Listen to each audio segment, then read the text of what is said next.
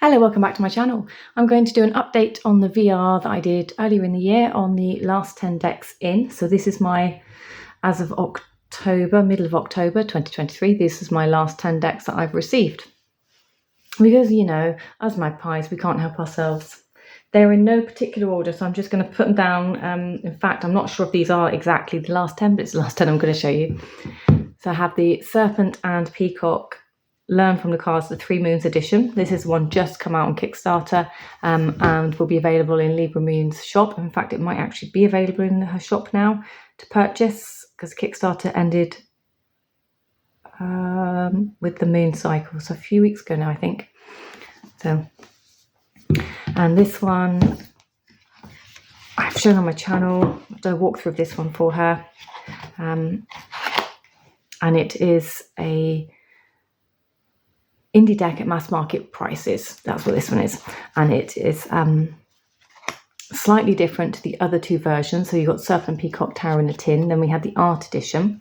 Then we have the 3 Moons edition, which comes with the keywords on the bottom and then the artwork, and it's smaller. This is tarot deck size, whereas the art edition that I own is much bigger. Well, not much bigger, but it's bigger. It's more oracle size than this. This is much easier to handle. It's on black core linen cardstock, so it's got a lovely quality feel to it. And this one has 3 moon cards in it as per the box. So this was one that's come in. It comes in a lovely little box. It's slightly smaller than the Llewellyn type boxes. It has a foam setting inside the box to keep your cards safe, and obviously you've got your ribbon to pull everything out, and the guidebook that comes with it is the same size as the box, of course, and it's all been just kind of considered. It's more book size. This is what I'm saying.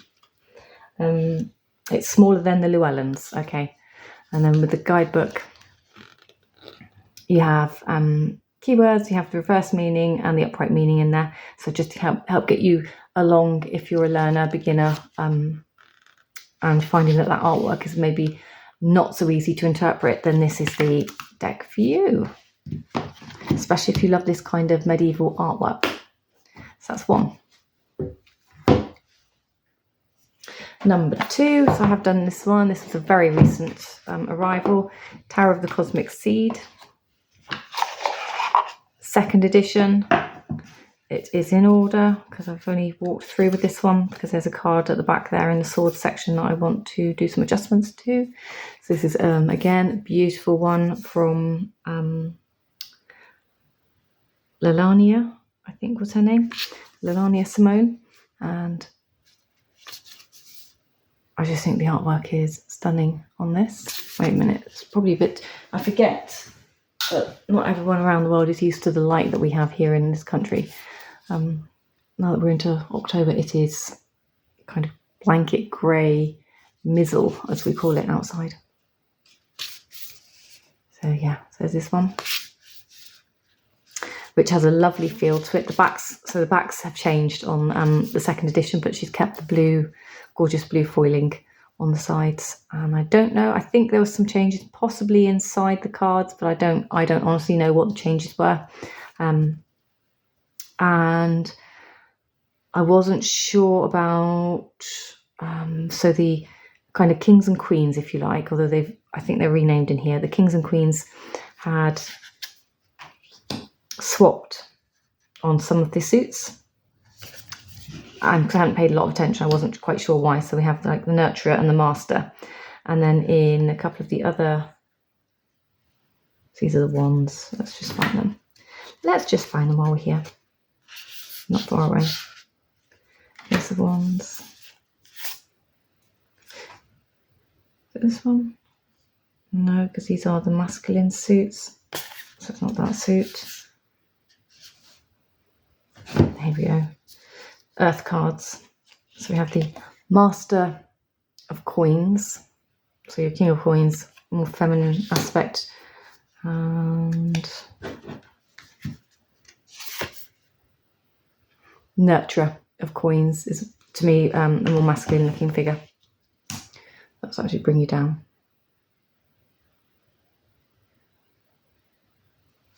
So I don't know if you can see that, but the point being was, as pointed out, we have the masculine suits and then we have the feminine suits, and that's why they were swapped over to match the feel of the suit. Makes more sense. If I paid more attention, I probably would have picked that up before I got going. But yeah, so that's something to have a look at and take a look at. So if you've been on the fence about, I don't know, the Moonchild oracles, the Moonchild Tarot, this has some of that feel to it for me. But more obvious, because I don't always get the Moonchild images. I have to be in the right frame of mind for the Moonchild. This sort of has that feeling to it, and then some. So it's almost like a cross between the Light Seers and the Moonchild deck for me. If that makes any sense to you. So yeah, that's the Tarot of the Cosmic Seed, 2nd edition. And obviously the box has changed. It used to come in like a bright pink box. Got my favourite card on the bottom. That's my 2nd deck. And 3rd deck was the Energy Archaeology that came in like way back. And I used it to do a challenge that the creator Ashley Stinson was doing on Instagram. And this was being used to connect to the body, and I don't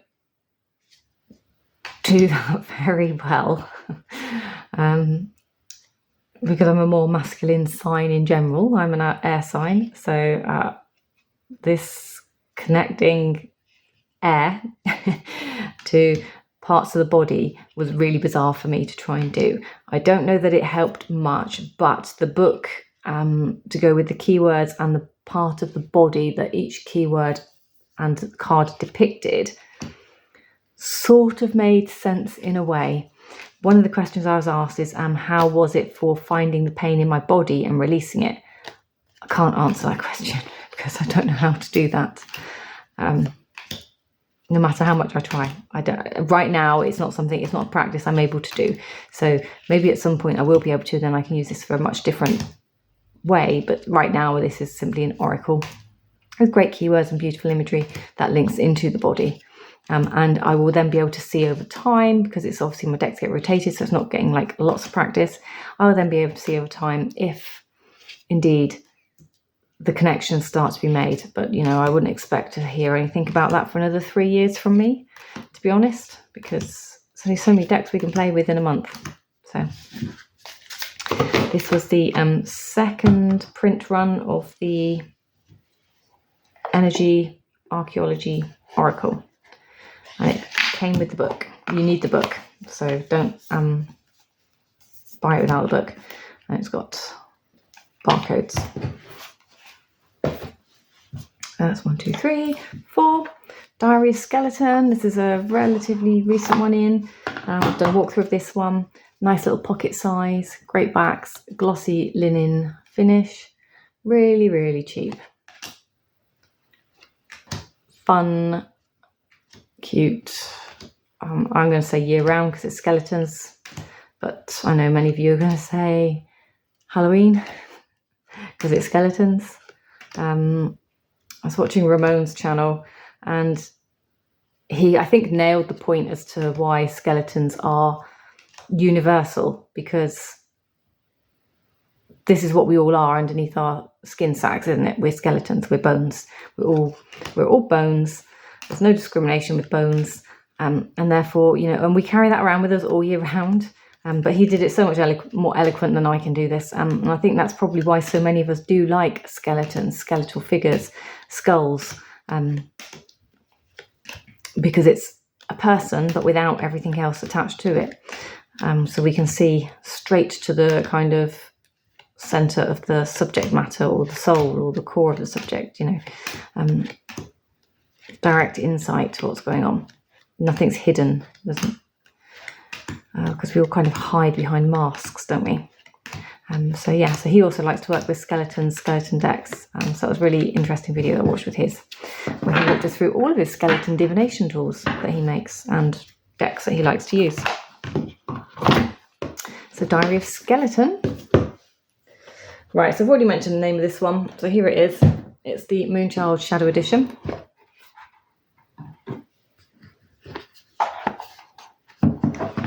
Again, there is a walkthrough where I did this side by side with the original Moonchild. Gorgeous backings, lovely purple, lilac, purple sides. Shuffles nicely. But it sort of sticks when you're trying to search for things. That's why I call them rose petals. You can't like fan the cards easily. So if you see there, look, I'm picking up probably 4 cards. But it's really nice. It is a beautiful deck. It's a beautiful aesthetic deck. Some of the cards are different in here to the original, and the tint to the cards are different. So that is what makes it different. And those bits are added into the book. And I just noticed there, I never noticed that before. I don't know if it's going to pick up on camera. Inside the box, it's actually shimmering now that I've got a light on it. I've never noticed the shimmer inside the box before. That's really quite magical, actually. Rather lovely, but cards, no shimmer on the cards, just in the box. Yeah, so this is a lovely, it's gorgeous deck, but I do have problems with the images in some of them. I'm better off, like I just read this usually with the meanings of the tarot. But visually, aesthetically, visually pleasing. Absolutely. And there is a gold shimmer on the side. All these things I never noticed before, because in the summer that just looked like it was just pure lilac. Fabulous. Quite a nice touch, actually. Right, anyway, there you go. That's that one. Next, Poe.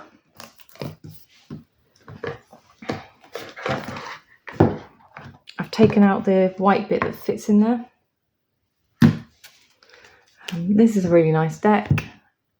If you're a big Edgar Allan Poe reader, you love his writings, this is probably the deck to have, because it has quotes from his different writings on the cards.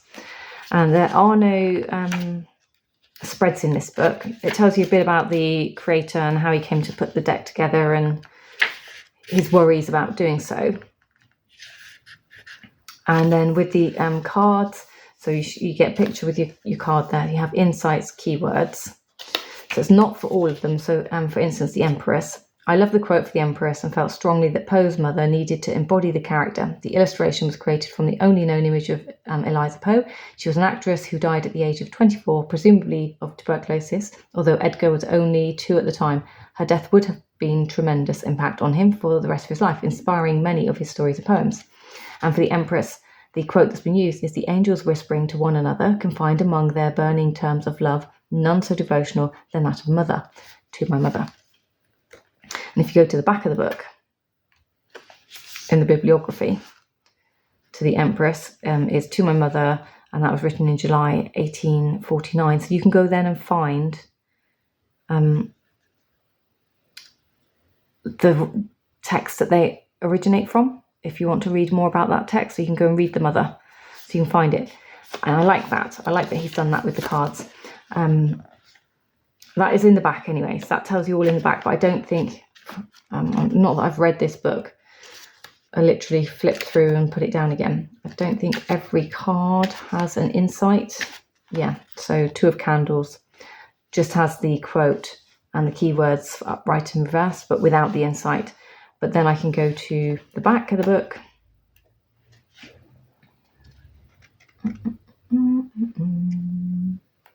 You've got the idea by now, but just for those that want to see, 2 of Candles is the Man of the Crowd, 1840. So, useful book. And the images, the backs, it's got a gorgeous kind of burgundy, red, shimmery gilding on the sides. But as a black and white deck goes, I found this one quite intriguing. So I'm not always drawn to black and white decks, but I liked the, I actually like the imagery, the way that this has been drawn. I like all the white space that's been left on the deck.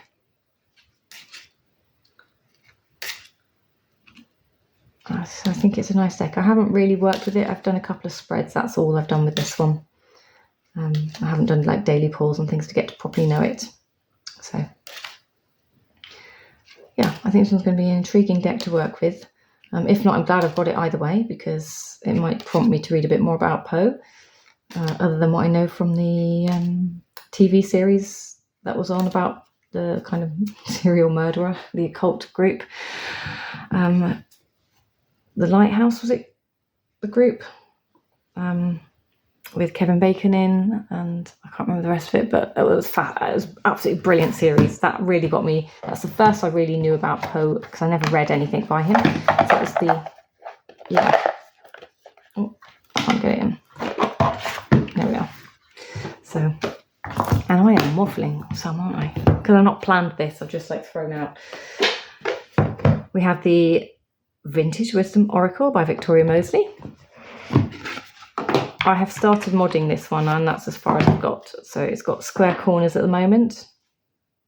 They will be rounded at some point, but I just can't face doing that right now, because modding decks is a pain in the batoonies. So cutting it down and keeping it all square and straight is one thing, but then having to go around and punch them corners, oh, it's a killer on my hands.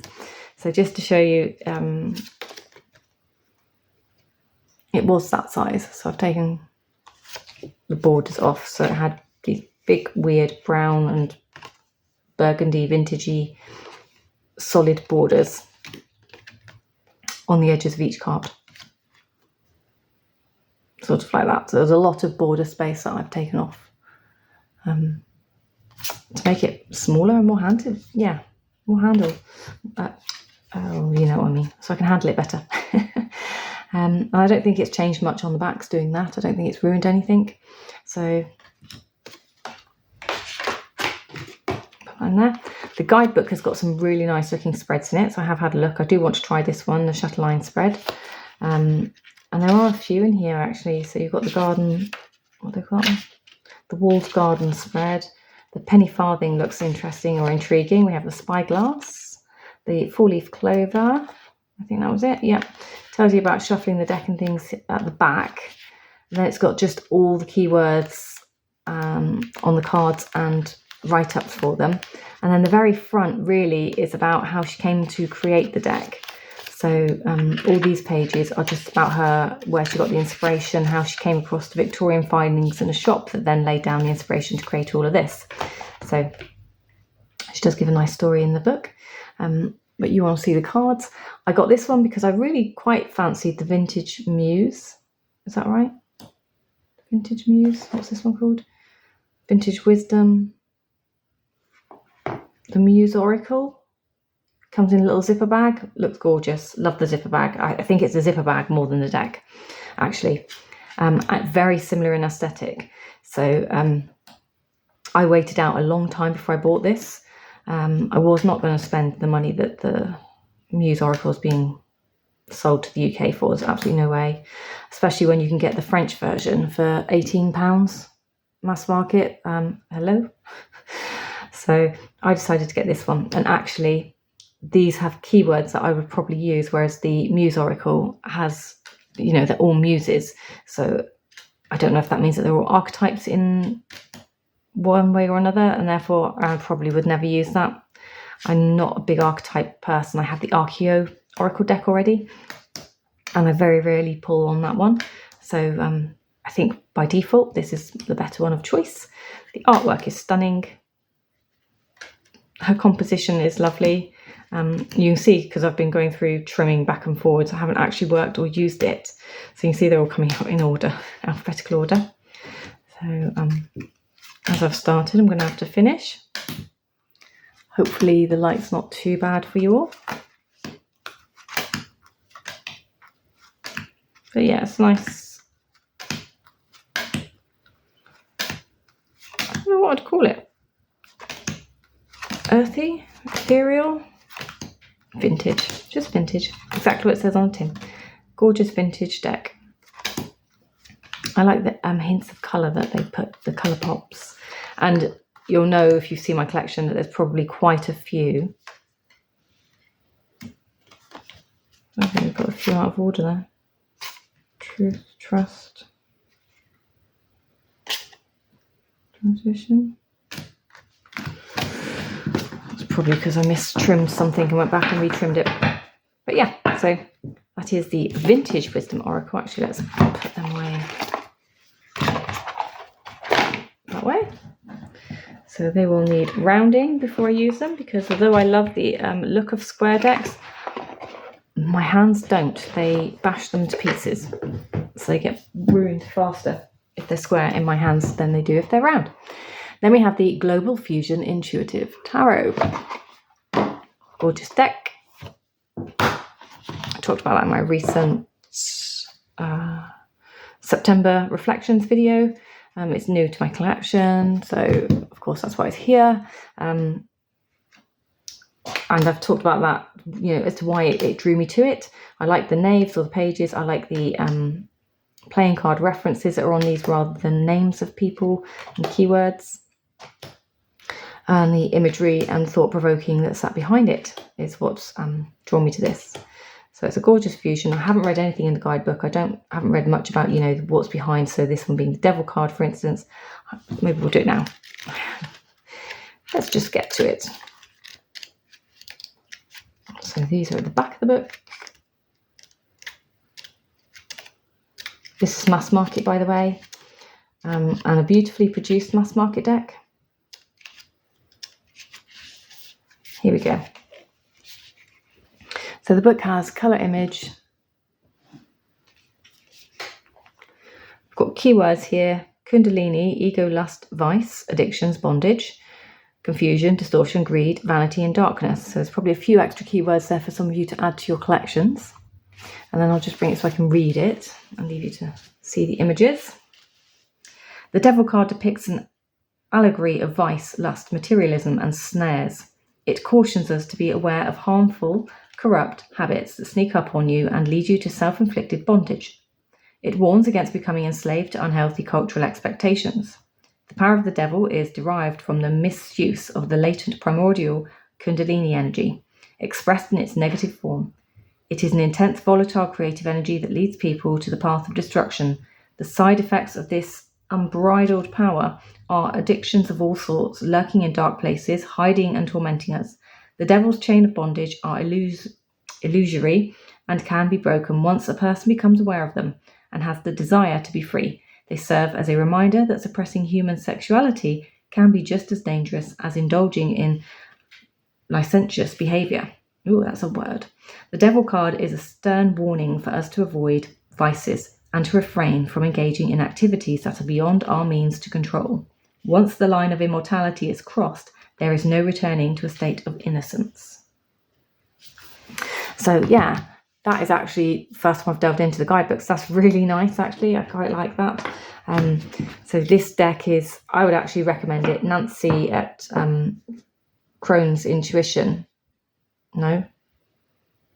Oh my word. That's Jilly at Little... Nancy, anyway. Nancy is where I got the inspiration for this deck, because she was going on about it, loved it so much, and that was why I decided to buy it and pop it on my shelf. Yes, I'm a shelf filler. I don't use them all at once. They go onto my shelf, and then one day I pull them down when I want to use them. Right. No stranger to so many of you, the Vampire Tarot, illustrated by Craig Mayer. I got it before it came out on Amazon because I went to Oneness Emporium in the UK, who gets them at the same time as they get released in the US, because she is a stockist of the US decks. So everybody, go to Oneness Emporium and support a small business doing good. So the backs on this one, love this deck. It's very different to the other Vampires Tarot that's mass market. This is more colourful. It's not so dark and shadowy. No, I haven't read the Codex of Vampires book that comes with it. I've just been working with it and I quite like it. I like it as a, I like to put the two decks together actually. And I found it goes really beautifully with the Les Vampires in between, the Oracle from Lucy Cavendish. So I just love this, gorgeous and bright. I think it would probably pair well with the Haunted House Tarot as well by Sacha Graham. It has some of that feel to it, with like a story that seems to be being told throughout. So yeah. Any of you got any of these decks so far? If so, how are you using them? What are you thinking about them? Because it's always interesting to hear how people are using things. I haven't edged it or anything, but yeah, I'm enjoying this deck. I used it a lot last month when I got it. So Tarot of Vampires, 1 to go. Which one is it? Well, you've seen it. It's been on my channel recently. It's a Beloved Dead Oracle. Again, I haven't had a chance to delve into using it for ancestral work, spirit work. The guidebook is really good. It's got spreads at the back. It's got great explanations to go with the cards. It tells you how to use different cards. So, and this pairs beautifully with her relative tarot that she put out as well. And these are the cards. So it's a shiny gloss, shiny cardstock, gorgeous gilded edges. I mean, it's a beautiful production all round. Yeah, I don't have any complaints about this deck. And we have keywords, so you can use this just as an oracle on the keywords. And then for a bit more insight, you can then look into the book and she'll give you an idea of how they're talking to you if you're using this for spiritual divination. Excuse me. So another gorgeous one. And this one would probably go really nicely with my, let's just grab it.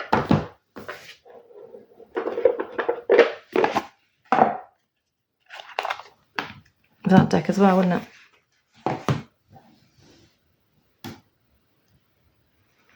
Although even though I've trimmed it down, it's still quite big.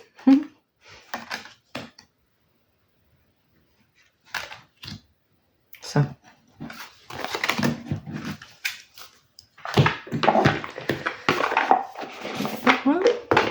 And we know it's going to go very well with Poe. In fact, that'd probably be a great pairing.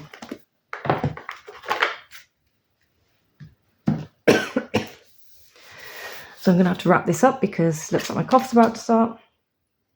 And I'm going to start choking all over the place. So there we go. This is my updated last 10 decks in VR2 Jonathan Daly. I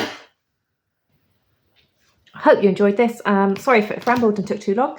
But let me know what decks you guys are using and what's your updated last 10 in if you've already done 10 decks already. What's the 10 that you've had in since? Until the next one, take care. Bye-bye.